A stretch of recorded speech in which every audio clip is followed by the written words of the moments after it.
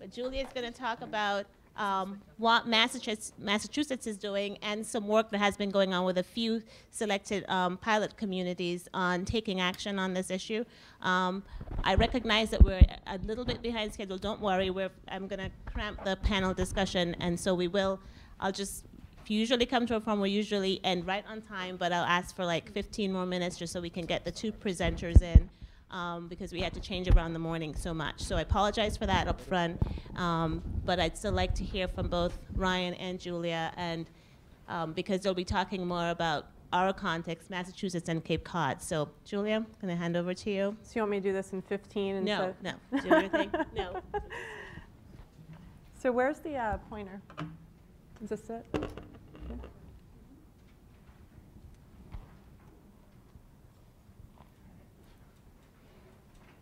Ooh. Where's the? It's the bottom left. We'll advance your slide. Okay. What's the laser part? There is no laser. Oh, there isn't? Okay, good. Thanks. Okay. So I have the pleasure of following a number of very talented people this morning, and also the displeasure of being squeezed at the end. So I will try and go through a little quickly through the recap and the earlier parts of my presentation. So just to reinforce, we've covered what data we have currently in Massachusetts, the documents, our history of sea level rise, which is about 1 foot over the last 100 years. And there's growing acceptance around expectations of doubling, tripling, and even going 6 times that rate. And one thing that hasn't really been discussed too much today is precipitation increases as well. And in coastal communities, you know that you are at the forefront of the squeeze of water coming from the upland and water coming from the sea, and that interface, and how that's going to interplay with a lot of your infrastructure that you have in your communities. So we need to be thinking a lot more about this precipitation effect as well. Greg and others have covered the great need for LiDAR data, which is this higher resolution representation of our topography, as well as our bathymetry, in order to better understand the impacts along our coastline. And we are very fortunate that stimulus money was directed to our region through USGS and their consultant Photoscience to get this data to us, which will definitely bolster data that the Army Corps has provided to this region in the past. The state also provides shoreline change maps and rates and GIS data to the communities. We fortunately were able to get a grant from NOAA last year to contract with USGS to update this data. We will be providing updated rates of change to the communities later this spring. We'll be hosting a series of workshops, and we can then get into the question that was raised earlier about what are the trends? How narrow are our beaches, and has there been an accelerated rate of erosion, and what are some of the factors that interplay with that, whether it be management measures or other environmental impacts. Flood hazard issues have been raised throughout the morning. The flood insurance rate maps, as you know, are an evolving process, and a lot of regulatory mechanisms in the state and planning mechanisms in the state, are tied to these. So it is important to follow the updates to these maps and try and participate in the process as much as possible in contributing additional information and local knowledge. Greg also covered the maps that are available from the Army Corps for evacuation planning purposes. This is the meows and the moms that he talked about this morning, and a lot of you probably didn't quite follow that because those are not familiar terms. But bottom line, it's another tool that shows the worst case scenario from the direction, speed, landing, and time of tide. Now, moving forward, in addition to documenting our past rates of erosion and our current flooding risk, there's also this desire to appropriately represent what future high water lines are going to look like and where they are going to run up against our existing infrastructure and development in our communities. This is one effort that Battelle and Mapst Boston put out there just last fall for the city of Boston. And as the LiDAR data does become more readily available for other communities, you'll be seeing more of these types of maps demonstrating, some reasonable understanding of where future water might be. And as Greg and others also demonstrated, we can flip that into a different direction and look more specifically at the impact of rising waters on our infrastructure and our communities. Based on our base flood elevation that we have now from hurricanes, nor'easters, and other storm events, and stack the water on top of that, which obviously does not take into account the whole slew of disclaimers that were thrown out throughout the day, but really brings us home and really motivates individuals to take some action in the community. So this is kind of the meat of the presentation, and that's really, what is the response in the communities as well as the, the state level and the regional level to these challenges of our current erosion and flooding that we're experiencing, as well as the, expectation that this is going to be, reasonably exacerbated in the future. And, textbook distribution of efforts from planning to getting down to the nitty-gritty of regulations on mostly development, and then also looking at the traditional methods that people have tried to protect the development in the communities, those being seawalls and then other soft approaches. And also, what are community efforts post-event as far as emergency permits and just management of overwash material and storm debris and that sort of thing. And then also, trying to gain additional awareness of the issue and support so that when measures are presented to a community, that there's a higher likelihood that they may be supported and passed and, progress towards having more robust response to these effects. CZM has a website. All those management measures are mirrored in CZM's building blocks. You can click on all of these links, and there's a slew of resources described on here to help with your planning efforts, as well as emergency response and infrastructure type issues. So you have the website, please explore that. And then, so bringing this down more to individual projects, traditionally we've armored the shoreline in order to try and fix it in place. And there are cases where there is maintenance of these types of structures and people are continuing to maintain the line. And then there are other cases where the structures are failing, either just from normal wear and tear of the years or major storm events. And communities then, decided that, well, I actually value my dry beach. We're going to deal with the infrastructure and development that we have, but we want to pump some more sediment into the system and try and enjoy both the recreational value of a dry beach as well as the storm damage protection value. So that's another, type of project that you might see in a community. And then, as Jim just mentioned just a few minutes ago, this idea of going up. So, there are plenty of homes along the Massachusetts shoreline that have chosen to go up on open pilings in order to allow stormwaters to pass under and around those structures to minimize damage during events.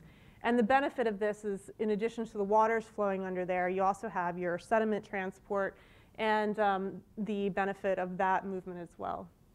And then, we talked to some degree about marshes today, not as much as, some of the other topics, but there are restoration projects currently going on to basically eliminate those barriers to tidal water back into more landward systems. So those are some of your traditional hazard mitigation approaches. Now, that has been focused on our current erosion and flooding situation. So moving forward, when we talk about climate adaptation, it's really just taking our traditional approaches and kind of polishing them a little bit and really thinking about kind of our longer term goal. Do we want to maintain a dry beach? Or do we want to stay fixed in position and try and minimize damages along the way in order to buy ourselves some more time? And on the further end of the spectrum, how about let this go, and as the shoreline retreats, let's go with it. So it's just a matter of looking at the time frame and the level of effort you want to put into management of this. So the issue of seawalls, it's forefront for many communities because these structures were put in largely in the 40s and 50s. They've now exceeded their design life, and there's an opportunity here to go beyond just repairing concrete or restacking cobbles. We can actually look at the situation. What is the sediment transport like at that site? What is the flood history, the elevation, and the current design of the structure, and actually do something a little more proactive rather than bringing it back to the original design of the 1950s.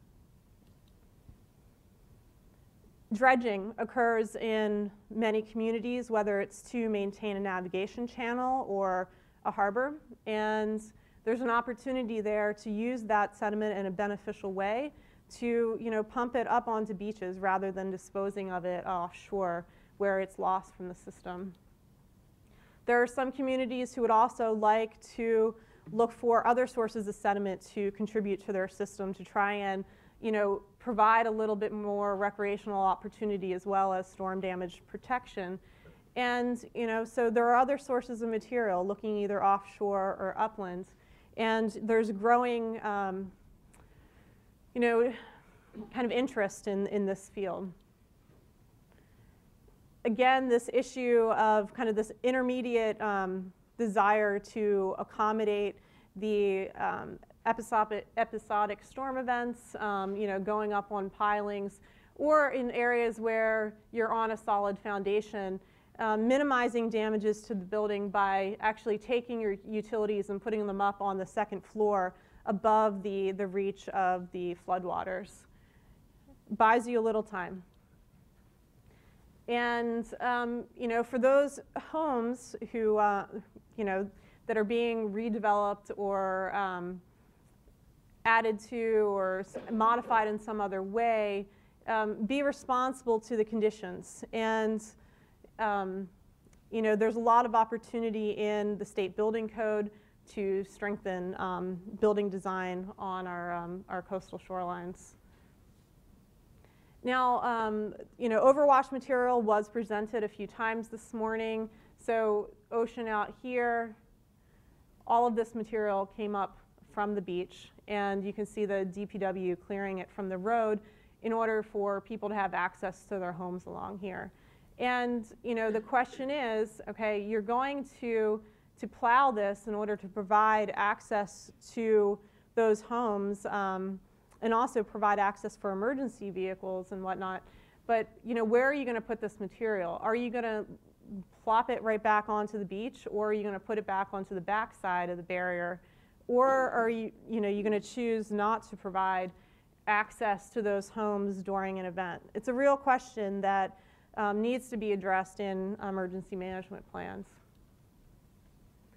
And kind of on the third prong of this issue, we have the opportunity to also choose not to hold the line and actually kind of move with the migrating shoreline and take these homes that are right on the fringe, and if there's an opportunity, move them further landward. And in some cases, actions might not happen quick enough, and homes will have to be condemned and removed or demolished, both on our low-lying barriers as well as up on our bluffs or coastal banks. So the state actually has put a lot of effort into energy efficiency and passed the Global Warming Solutions Act of 2008. The added benefit of the state really focusing on energy efficiency and reduction of greenhouse gases is that there were a few legislators that were able to plug adaptation into that legislative language as well. It's a very small component of this bill, but it called for the preparation for climate change, recognizing that addressing carbon is not the only solution, that communities will have to act to address impacts ranging from sea level rise to air quality effects as well. And as a result of this act, the Secretary of Energy and Environmental Affairs was tasked with forming an advisory committee to analyze strategies both at the state and local level. And as JT mentioned, you know, there's always a good committee and a slew of subcommittees behind any of these efforts. So in the summer of 2009, a group of very talented individuals met. Their expertise ranged from human health to geology and marine biology. We had engineers as well as social scientists and economists. And those very smart individuals decided that this issue was very broad and deserved a lot more attention than they were able to devote. So they formed 6 subcommittees of over 200 participants. And these participants clustered around 5 key issue areas.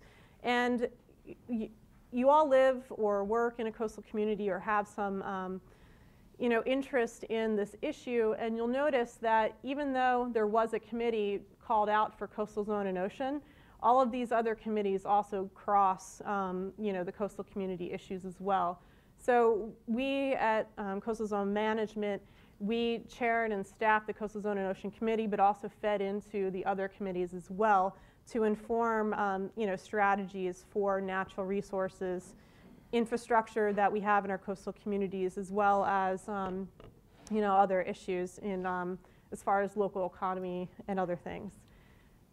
So at the end of the process, we came to consensus both at the subcommittee and committee level that obviously there's going to need to be incredible coordination among all levels of government, but also need to try and tap into the private sector a lot better than we have, and try and better coordinate with the insurance industry as well as the development industry and many others. And along the way, pull in the best available science and technology as it's developing. And you know, do all these other things we've talked about today as far as risk assessments and making sure at the bottom that it is cost effective for a community to implement, or else action, you know, is not going to happen. So coming out of the Coastal Zone and Ocean Subcommittee, there were some broad recommendations. This effort did not drill down into specific implementable actions per se. It didn't actually designate an agency or an office to do X, Y, and Z. It kept it up at a much higher level in order to better represent the full breadth of the issue, in order to then you know, inform subsequent efforts. So initially, you know, the first thing that comes to mind when you're thinking coastal community and coastal sea level rise is, okay, we've got all of this development in place and all of the infrastructure that's there to support that development.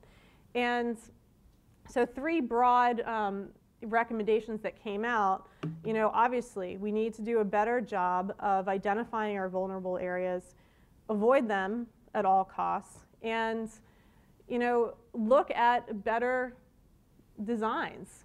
Actually incorporate in that science and, you know, modify building codes and plans for infrastructure improvements accordingly.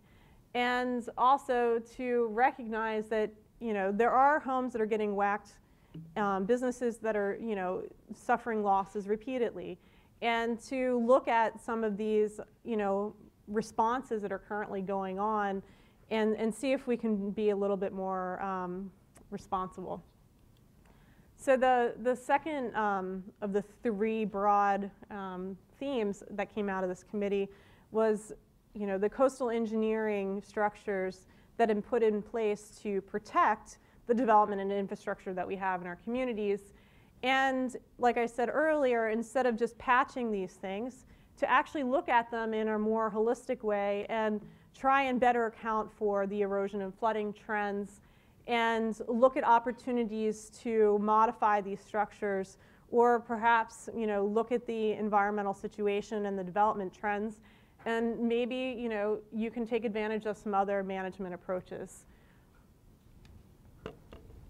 So finally, kind of the third prong in a community, other than the development infrastructure and engineering approaches to try and protect all of that, we actually have an environmental component. And this is not to be discounted. And fortunately, the state has actually put a lot of effort into land conservation recently, as well as habitat restoration projects. And the committee broadly recommended that we need to be even more proactive about acquiring those upland areas that do have some connection to existing wetlands and other vital natural resource habitats, and provide the opportunity for resource migration landward rather than cutting off those resources and losing those valuable services. And how we've also talked about habitat restoration. So that involves everything from redesigning culverts and making sure that we have the appropriate flow into inland areas, but also looking at other types of green infrastructure, which is maybe looking at shellfish restoration as not only an ecological restoration project, but also possibly a shore protection in wave attenuation or other features. So those were the three major themes. And in the little bit of time that I have left, I just want to dig in on a project in the community of Hull, which is just south of Boston on a narrow, low peninsula. And Hull actually recognized the limitations with the state building code and decided to pass an incentive to try and get development that's not only in the V zone, the front line or 2 blocks of development, but also those other homes and businesses a little bit further back in the community that are in the A zone that also have a high level of risk due to erosion, flooding, and future effects of sea level rise. So in 2009, based on a lot of hard work by the Conservation Department, the Board of Selectmen actually voted to pass this Freeboard incentive, which encourages new construction to go at least 2 feet above the current highest requirement. So in the V zone, the current requirement is 2 feet. So if someone chose to go 4 feet above the base flood elevation, they would qualify. In the A zone, if they chose to go 2 feet above the base flood elevation, they would qualify. And the carrot was a $500 building permit credit. A lot of people kind of scoffed at that and said, $500, that's really not a major incentive. What kind of action are you going to get there? People are going to be running up against height restrictions. Well, the town in May of 2011 passed a 4-foot height allowance in their zoning bylaw in order to address that issue. And in the last year and a half, they actually, for new construction, have had 10 permits for new construction that have qualified for this incentive, and for elevation of existing. So in a short period of time, there's actually has been quite a bit of action in this community to try and address some of the flooding issues that are occurring now, which is going to have an added benefit of being more robust in the future with a changing shoreline position. So we want to support local projects like this and local efforts. So at the regional level, the Gulf of Maine Council on the Marine Environment, as well as the Northeast Regional Ocean Council, these are two groups that have representation from state and federal agencies as well as nonprofit organizations. And those two groups got together and put a proposal into NOAA's Climate Program Office to get some funding to help support pilot projects in the region. They were successful. JT already talked about one project that received funding and will be kicking off, and that's the project in Ogunquit, Maine, which is looking to address the sewage treatment plant and associated pumping stations. These projects, were just selected in December. They have an 18-month window, and the idea in the selection process was to try and get kind of a breadth of the issues in the region, which can be, packaged and provide some good lessons for other communities. So Ogunquit is not unique. There are plenty of other communities in our region, from Maine through Connecticut, that have sewage treatment plants on low-lying barriers. And some of the other kind of like infrastructure engineering type projects, New Shoreline, Rhode Island, is looking to address a ferry terminal that is susceptible to rising waters in a very short period of time based on its current elevation.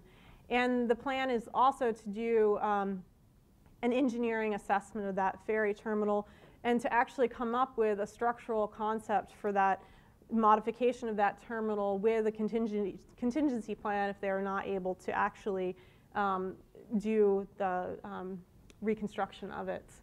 The other projects are focused more on vulnerability assessments, planning, and mapping. Portsmouth, New Hampshire, and Guilford, Connecticut have proposed two kind of similar, very comprehensive exercises in their communities to pull together all of the best available data that they have on erosion, flooding, and other risks in their community, and get a better view of what they're facing in the future, and to provide some strategies specifically for their master planning process. And we also have Situate and Marshfield and Duxbury here in Massachusetts represented at the regional level with funding. And these three communities have been working together over the last couple of years. And they're going to continue to look at the vulnerability that they have to sea level rise in their community, and to look at strategies for addressing that, whether it be looking at opportunities for beach nourishment or addressing seawall repairs to other kind of planning mechanisms. And then finally in Greenwich, Connecticut, they're actually looking at taking some local knowledge from their emergency responders and actually getting that down on paper in the form of kind of enhanced flood risk maps to basically help guide their future efforts so they know kind of the hot spots in the community where they need to get access during response. But this information is also going to serve another purpose, and that's kind of longer range planning as well. So again, all of these projects were just selected. They're kicking off now.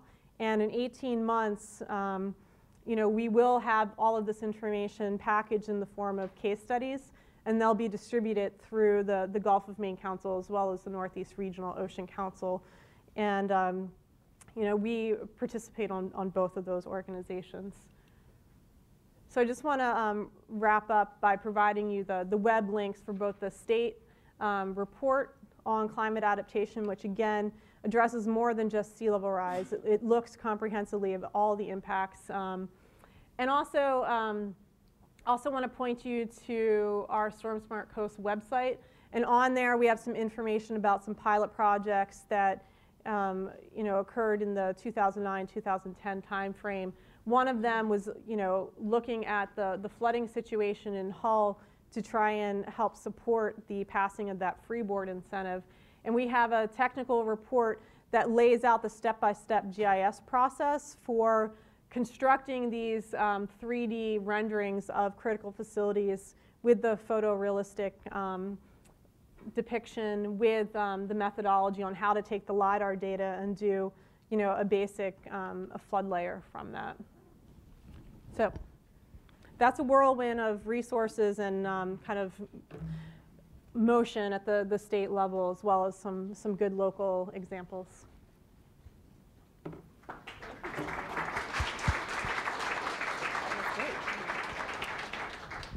Any questions for Julia? Hello, Tom Flanagan here. Is the Climate Change Adaptation Advisory Committee an ongoing process? Tom, where are you? I'm right over here. Oh, there. Yeah. It was kicked off in 2009, like I said. The report just came out this September of 2011. Yeah. And the recommendations were very broad brush, like I said, and very far reaching. So now the task is before all of the agencies of the state office to kind of identify areas where they're actually making action, and those areas that need additional resources, whether it be revisions to existing regulations or policies, or just pure cash in order to move forward with projects. So in that respect, it's ongoing, but the actual membership of the committee is not still standing.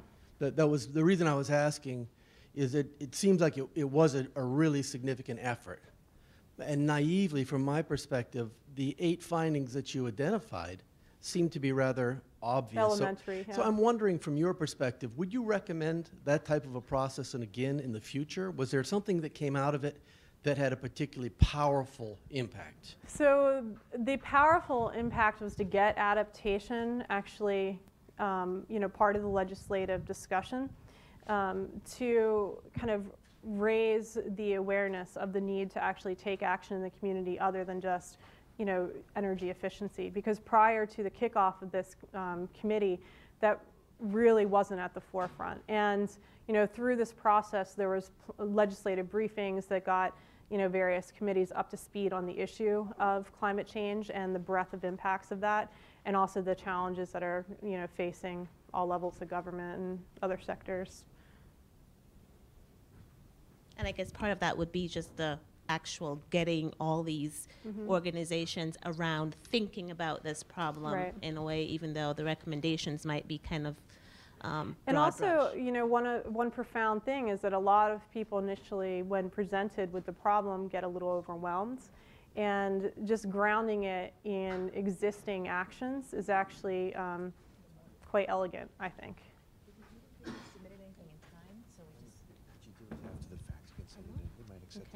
Can you join me in thanking Julia? Thank you, Julia.